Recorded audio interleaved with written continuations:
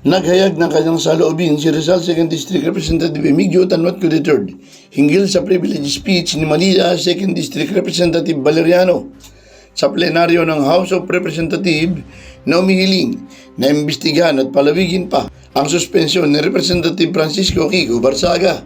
Nagugat ang kahilingan ni Valeriano matapos ang panibagong post sa social media na umunoy tumanggap ng lagay ang kanyang mga dating kasamahan sa National Unity Party mula kay sa rason para paboran si dating Speaker Martin Romualdez at ang umunoy pang-iinsulto nito sa namayapa ng si Antipolo Representative Romeo Acop.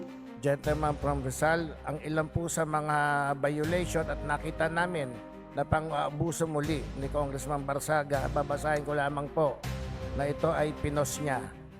NUP Congressman received bribes from Enrique Razon in various gatherings in Soler prior to the 2025 election in exchange for supporting Speaker Martin Romualdez. Isa pong malaking kalokohan at kasinungalingan. At ang isa pa po, Congressman Romeo Acop's death will not stop him from facing justice.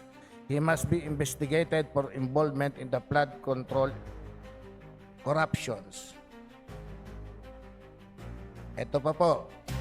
Corruption and plunder against the Filipino people is a sin against the Lord. Congressman Romeo Acop is now suffering through eternal damnation. He has left the comfort of his luxurious mansion in exchange for a fit of eternal hellfire. That is the fate of all corrupt politicians. Ayon kay Tanwatco, sa ating lipunan, ang respetong ibinibigay sa isang namatay ay napakahalaga.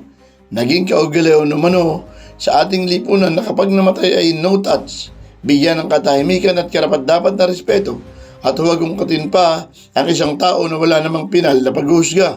Nabanggit ng pinatawan ng ikalawang distrito ng Maynila ang isa sa mga naging basihan niya para magsalita ngayong hapon ay ang mapahayag ng nasuspending kasamahan natin tungkol sa pagkatao ni Congressman Romeo Acop pagkatapos na po ng kanyang pagkayumao. Sa ating lipunan, Mr. Speaker, ang respeto na binibigay ng bawat Pilipino sa isang taong namatay ay napakahalaga.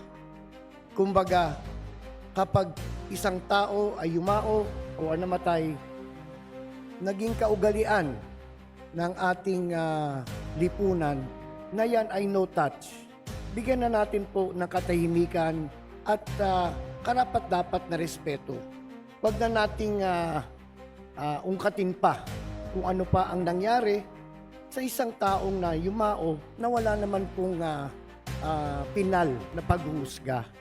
At ang nabanggit ng ni Valeriano ay may mga pahayag si Barsaga tungkol kay Representative Acop matapos ang pagkamatay ay masakit umano sa mga taga Rizal at kalalawigin niya si Representative Acop.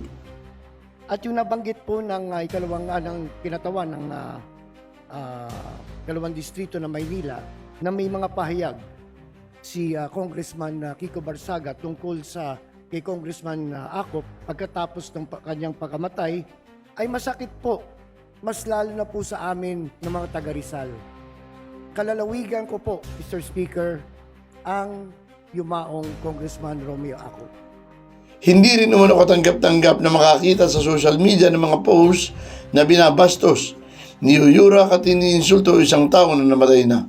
Tinanong din ni Tanwatco si Valeriano kung sapat na ba ang mga aligasyon para atasan ang Ethics Committee na imbestigahan si Barsaga. Sa tingin po ba, Mr. Speaker, ng kagalang-galang na Congressman Valeriano, yan po ba'y sapat na para iatas ang committee ng ethics na magkaroon ng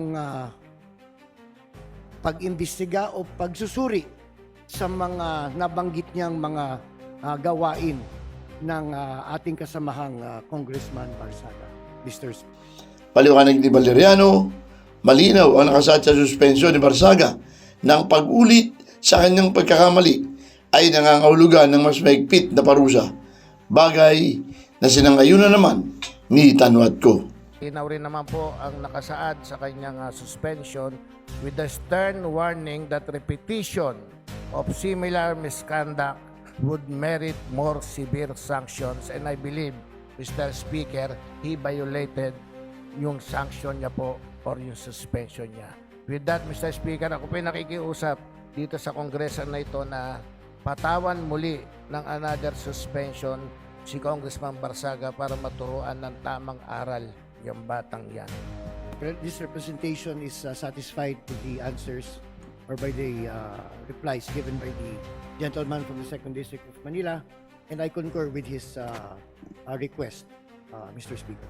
No more. Felix Tambongco, The Observer News, DWRB 103.9 News FM. Ikaw ang una.